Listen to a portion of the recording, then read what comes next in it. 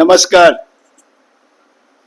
हमारे साथ है रितेश तोमर जी, हमारे बड़ी अजीज और घनिष्ठ मित्र हैं।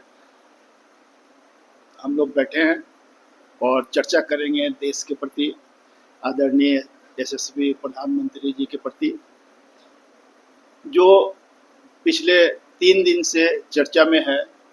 3 दिन पूर्व आदरणीय प्रधानमंत्री जी ने बोला है, सोना मत खरीदिए, विदेश घूमने मत जाइए, तेल कम यूज करिए।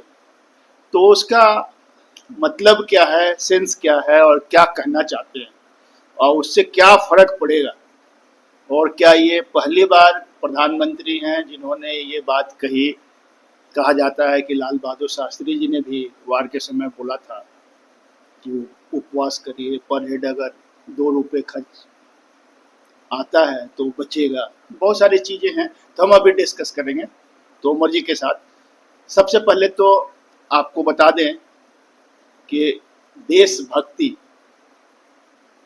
कुट-कुट में भरा है, कुट-कुट कर भरा हम लोगों में, और मुझे लगता है कि हर भारतवासी के रग-रग में देशभक्ति प्रवाह हो रहा है।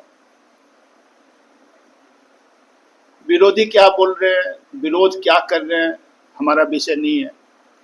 हमारा विषय है कि हम क्या कर सकते हैं, कितना कर सकते हैं। फिर बातें आती है, न्यूज़ में आती है कि हमारे ही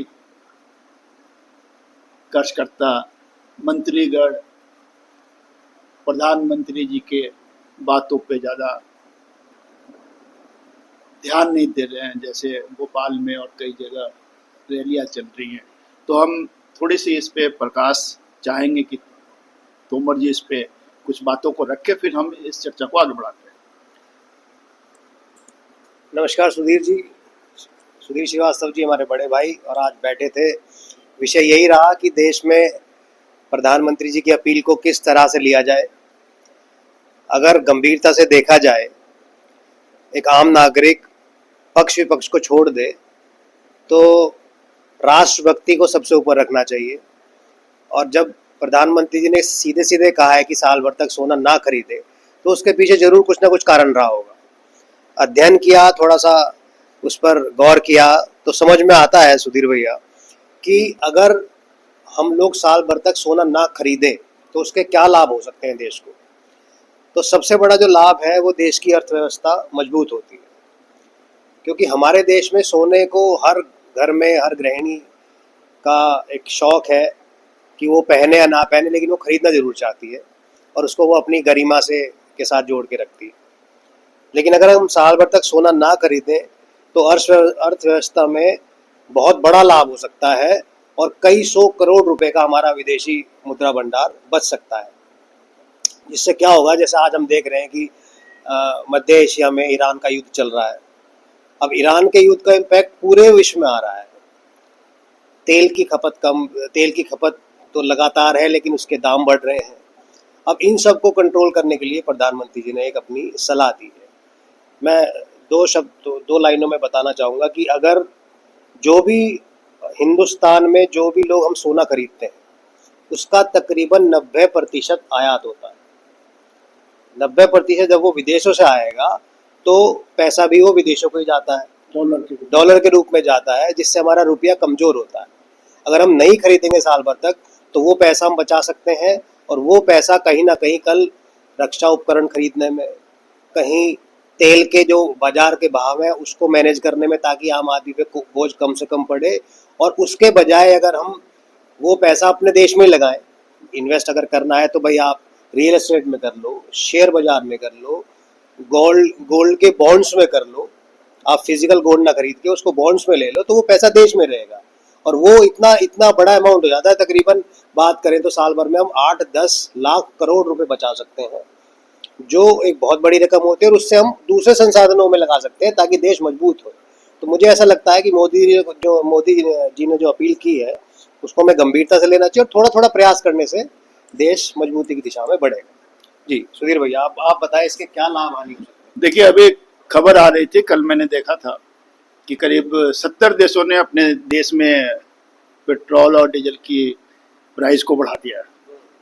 और यहाँ आदरणीय प्रधानमंत्री जी सलाह दे रहे हैं कि आप सोना मत खरीदिए, तो एक अच्छी बात है। मजबूत स्थिति में भारत है और ये कह सकते हैं कि हमारे प्रधानमंत्री जी का सोच बड़ा उत्तम और स्पष्ट है और क्लियर रहता है। लेकिन एक बात मैं और कहना चाहूँगा तोमर साहब इस पे, कि मुझे एक बात याद आ रही है कि ये मत सोचिए कि हम तो खरीद लेते हैं, बाकी लोग एक साल नहीं खरीदेगा। अगर सब ऐसे ही सोचे तो समझ लीजिए कि फिर सोना तो खरीदी जा रही है ना, सोना तो खरीदा जा रहा है, क्लियर है। और दूसरी बात मैं आपको बताऊं कि अगर कार पुलिंग की बात चल रही थी कि साहब आप एक साथ इकट्ठे होके चलिए, कम खपत करिए, कोशिश करिए कि पब्लिक ट्रांसपोर्ट से जाएं, मेट्रो से जाएं, तो मुझे लगता है ये तो बहुत अच्छी बात है। और कुछ तबका तो ऐसा है कि वो गोल्ड शादी ब्याह पे ही खरीदता है, सब्जी की तरह खरीदता नहीं है, गया खरीद लिया। लेकिन कुछ लोग भी हैं सब्जी की तरह सप्ताह में 3 बार सोने की परचेजिंग करते हैं, सब आप इस बात को समझ सकते। लेकिन मेरा बस ये तो एक, मैं सिर्फ ऐसे कह रहा था, लेकिन सच्चाई ये है कि कलेक्टिव एफर्ट होगा, हम सब मिलके करेंगे। हर हिंदुस्तानी अगर इस पे सोचेगा तो हमारा देश जरूर मजबूत होगा। और मुझे तो एक पुरानी चीजें याद आ रही है कि एक बार एक राज्य में बारिश नहीं हो रही थी, तो राजा ने कहा कि भाई कुछ ऐसा करते हैं, तालाब खुदवाते हैं और सबसे पहले तो इसमें कुछ स्ट्रेटजी के तहत राजा ने कहा कि हर घर से 1 लोटा दूध आएगा और 3 बजे भोर में सब आके डालेंगे। तालाब खुद ले गया, सब तैयारी हो गई, सब 3 बजे दूध लेके आने वाले हैं। सबने सोचा यार सब तो दूध लाएंगे, हम पानी लेके चलते हैं। जब सुबह हुआ तो पता लगा पूरा तालाब पानी से भर गया है। तो इसको दूसरी तरह से समझिए कि हम अगर ये सोचें कि हम खरीद लेते हैं, बाकी लोग नहीं खरीदेगा एक साल, तो ऐसा नहीं है भाई मेरे। सीरियसली इस बात को समझिए कि प्रधानमंत्री जी ने कितना गंभीरता से इस बात को कहा। तो मैं एक क्वेश्चन और करता हूं तोमर जी से कि क्या आपका क्या इसमें करना है, किस तरह के आप सजेशन देना चाहते हैं जो नौकरी पेशा लोग हैं, जो एक अपनी गाड़ी में बैठ के गुड़गांव जाता है, सोनीपत जाता है, फरीदाबाद जाता है और बीच में पड़ने वाले तमाम रेड लाइट, जैसा कि रेड लाइट पे आप जानते ही हैं कि अगर आप सही तरीके से मूल्यांकन करें तो 4 तरह के रोड होता है चौराहे पे, तो 24 घंटा आप देखेंगे तो 2 बंद रहेगा, क्योंकि साइड वाली तो जा रही है लेकिन 2 बंद होता है तो 2 चलता है। तो इसको पेट्रोल को बचाने के लिए मैं थोड़ा इस पर डिस्कस करना चाहता हूँ तोमर जी से, तो आप बताइए। नहीं, बहुत अच्छा विचार है, बहुत अच्छा विचार है भैया। और हम बात अगर पूरे विश्व की करें तो जो भी समृद्ध देश है, जापान है, टेक्नोलॉजी वाइज बहुत ज़्यादा है, फास्टेस्ट ट्रेन उसने आज से 70 साल पहले बना ली थी, लेकिन वहाँ के लोग साइकिल प्रेफर करते हैं, इसलिए उनकी आयु 100 साल से ऊपर की होती है। और अपील तो परिस्थिति के हिसाब से हर बड़े आदमी ने की है। लाल बहादुर शास्त्री ने किया था कि अन्न को छोड़ो, 1 दिन का उपवास रखो, उससे देश को समृद्धि मिलेगी या हम उस परिस्थिति से निकल सकते हैं। इंदिरा गांधी ने भी अपने समय में कहा था कि सोना मत खरीदो क्योंकि आर्थिक तंगी चल रही है। और रही बात कारपूलिंग की, जैसा आपने पूछा, तो केजरीवाल जी ने कहा था जब इवन और ऑड लगाया था कि पॉल्यूशन से बचने के लिए आप भाई 1 दिन इवन नंबर की कार चलेंगी, 1 दिन ऑड की चलेगी और कारपूल करके चाहे। राजनीतिक दृष्टिकोण से और पक्ष विपक्ष से ऊपर उठ के देखें तो ये तो बहुत समझदारी की बात है। जहाँ जिस पर्यावरण में हम सांस ले रहे हैं दिल्ली एनसीआर में, यहाँ तो सिर्फ पॉल्यूशन है। इस बहाने आपका 1/4 पेट्रोल कट जाता है। अगर 4 व्यक्ति ऑफिस एक कार में बैठ के जाए तो 3 गाड़ियां घर पे खड़ी रहेंगी और धीरे धीरे हमारे स्वास्थ्य पे फर्क पड़ने लगेगा, हमारा पैसा बचेगा जिसको हम किसी और उपयोग वस्तु के लिए अपने घर में ला सकते हैं। तो इन बातों को बहुत सरलता से लें और इनको अपने जीवन का आज नहीं साल भर नहीं, हम तो कहते हैं अगर जरूरत नहीं है तो अपने पैसे को बचा के रखें, जरूरत नहीं है तो घर से गाड़ियां ना निकालें, मार्केट में थोड़ा पैदल घूमने जाए, स्वास्थ्य आपका ठीक रहेगा, कुछ साइकिल पे चले जाए। अगर ऑफिस जाना है तो 4 लोग इकट्ठे जा सकते हैं। ये बहुत अच्छा विचार है और इसको तो लगातार आपको लंबे समय तक इसको अपनाना चाहिए। देखना इसका इम्पैक्ट बहुत अच्छा है। देश में, प्रदेश में, हमारे आसपास का वातावरण स्वच्छ होगा और सब लोग समृद्ध होंगे।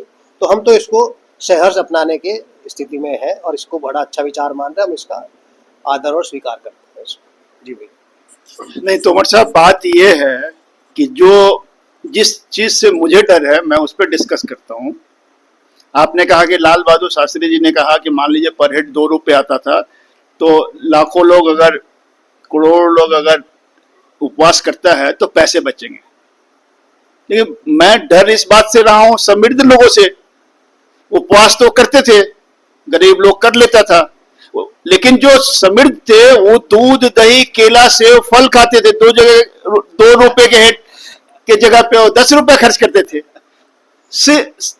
तो मैं आपको यहाँ सोने की बात को यहाँ लाना चाहता हूँ कि हम आप कम खरीदने वाले एक बार सोच लेंगे, 1 साल नहीं खरीदेंगे। जो सब्जी भाजी की तरह बड़े लोग जो समर्थवान हैं, जो सप्ताह में 4 बार सोने की परचेजिंग करते हैं, क्या वो मानेंगे? नहीं, बिल्कुल मानेंगे, बिल्कुल मानेंगे सर। मोदी जी ने जब कहा था कि एलपीजी की सब्सिडी छोड़ दो, तो सबसे पहले वही हमारे देश के समृद्ध लोग थे जो सक्षम थे कि भाई हम बिना सब्सिडी के सिलेंडर इस्तेमाल कर सकते हैं। तो 70% से ज़्यादा लोगों ने वो छोड़ा, जिसका लाभ एक ज़रूरतमंद को, एक सही व्यक्ति तक जो लाभ पहुंचना चाहिए था वो पहुंचा। तो ऐसा नहीं है, प्रधानमंत्री जी की बात को गंभीरता से लेते हैं और सक्षम या जो लोग ऐसे हैं जो ज़्यादा पैसे वाले और रोज़ खरीद सकते हैं, वो इस बात पे ज़रूर विचार करेंगे। और एक पूरी कमेटी होती है, सोच समझ के ही कोई बात देश के सामने रखी जाती है। और इसका मैं तो उम्मीद करता हूँ कि सक्षम है, बड़े लोग हैं या जो भी समझदार व्यक्ति है वो इसका पालन करेगा और अनुशासित ढंग से पालन करेगा, जिसका फर्क हम सबको दिखाई देगा थोड़े समय।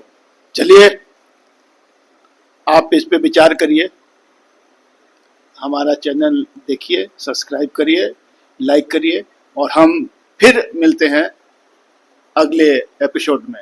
तब तक के लिए सुधीर श्रीवास्तव और रितेश तोमर जी को आज्ञा दीजिए। धन्यवाद।